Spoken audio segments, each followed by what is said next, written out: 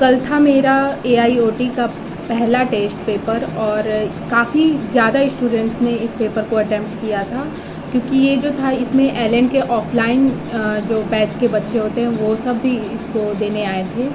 तो अगर पेपर की लेवल की बात करें तो सबसे पहले मैंने केमिस्ट्री अटेम्प्ट किया, और जो केमिस्ट्री का जो लेवल था आई थिंक वो मॉडरेट लेवल था, यानी ज़्यादा हार्ड नहीं था ना ज़्यादा ईजी था।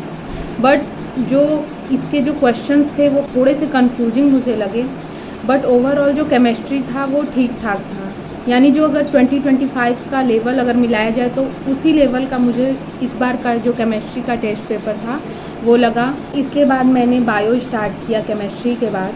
तो बायो के क्वेश्चंस थे वो इजी थे, यानी वो हार्ड तो बिल्कुल नहीं थे, और कुछ क्वेश्चंस जो होंगे वो मॉडरेट लेवल के थे। स्टेटमेंट और असर्शन रीजन वाले क्वेश्चंस, काफ़ी क्वेश्चंस वैसे थे।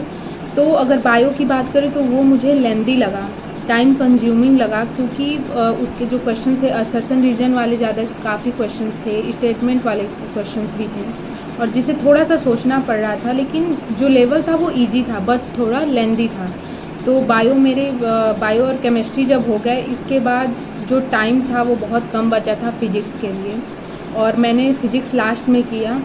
और इससे पहले मैंने जो फ़िज़िक्स था वो पहले मैं केमिस्ट्री करती थी, फिर फ़िज़िक्स करती थी, फिर बायो करती थी।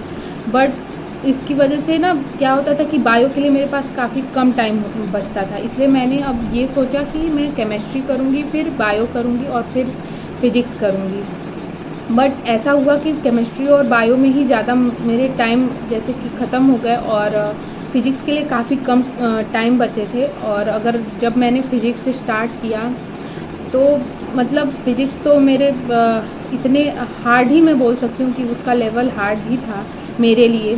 और कुछ क्वेश्चंस थे जो सही थे, जैसे कि अगर फ़ोटो इलेक्ट्रिक वाले क्वेश्चंस बोल दें या फिर सेमीकंडक्टर वाले क्वेश्चंस, वो मुझे इजी लगे। ये सब जो मॉडर्न फिज़िक्स वाले क्वेश्चन थे वो तो इजी ही थे। तो ये सब मैंने कर लिया, और मतलब इसका लेवल ही हार्ड था मेरे लिए। और काफ़ी क्वेश्चंस लास्ट में मेरे कुछ क्वेश्चंस जो होते हैं वो 4-5 क्वेश्चन वैसे ही छूट गए, क्योंकि मेरे लिए टाइम पूरा ख़त्म हो गया था। फिज़िक्स के लिए मेरे पास टाइम ज़्यादा बचा नहीं। अगर पूरे ओवरऑल पेपर की बात करें तो पेपर जो था वो जो एलन मेजर टेस्ट होता है उससे थोड़ा सा लेवल हाई था, बट ओवरऑल ठीक था पेपर, मॉडरेट ही बोल सकते हैं। बस फिज़िक्स ही इम्प्रूव करना है मुझे, और उसी में ज़्यादा मुझे टाइम लग जा रहा है, मतलब टाइम कम ही पड़ जा रहा है, मेरे क्वेश्चंस छूट जा रहे हैं। मेन प्रॉब्लम मेरे साथ मैं फेस कर रही हूँ वो ये है कि कुछ जो क्वेश्चंस है केमिस्ट्री और फिज़िक्स के स्पेशली, वो क्वेश्चंस जो मुझसे स्पेशली अगर मैं फ़िज़िक्स की बात करूँ तो वो जब मैं टेस्ट देती हूँ सेंटर पे तो मुझसे नहीं होते हैं, क्योंकि इतना ज़्यादा वो उस टाइम शायद प्रेशर रहता है, इसकी वजह से वो नहीं होते हैं। बट जब मैं उसे एनालिसिस करती हूँ घर पे आके तो मुझे ये पता चलता है कि वो क्वेश्चन तो मुझसे हो सकते थे, मतलब उसमें ज़्यादा कुछ कॉन्सेप्ट नहीं है, वो ईजी क्वेश्चन थे जो कि उसी टाइम सॉल्व हो सकते थे।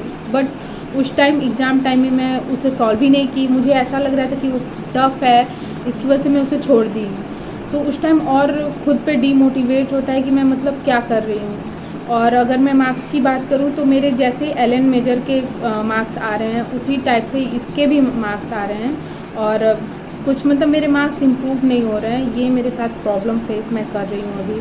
अभी तो सिर्फ़ और सिर्फ 30 डेज़ बचे हुए हैं नीट के लिए, और इसी में मुझे अपने मार्क्स इम्प्रूव करने हैं और इंक्रीज़ करने हैं। और कमेंट में आप भी बता सकते हो अपने मार्क्स और अपने रिव्यू की आपको बायो और फिज़िक्स और केमिस्ट्री का पेपर का लेवल जो था वो कैसा लगा।